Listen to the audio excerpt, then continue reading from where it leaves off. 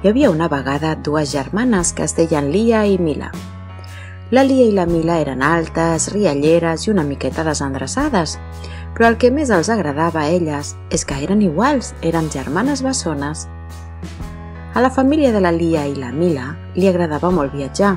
Sempre estaven visitant llocs nous i apassionants.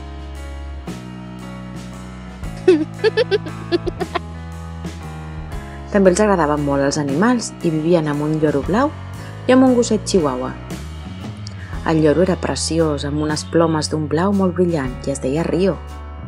El gosset era molt petit, de color canyella i uns ulls molt grans i alegres i es deia Teki.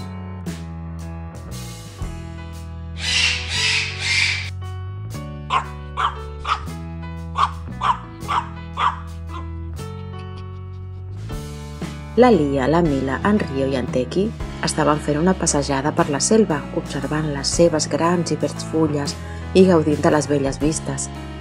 S'estaven cansant molt perquè volien pujar dalt d'una verd muntanya, així que van decidir fer una pausa, però...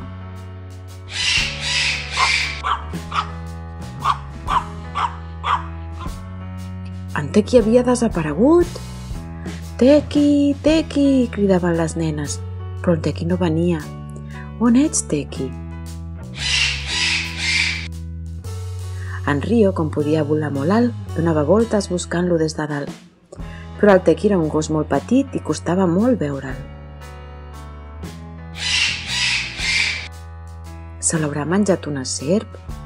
S'haurà caigut en el forat d'algun talp? El van buscar fins que va començar a fer-se de nit, però no el van trobar.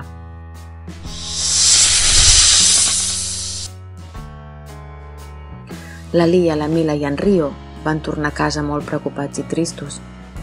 Però quan arribaven a la cabana, van veure que alguna cosa es movia al llit del Teki.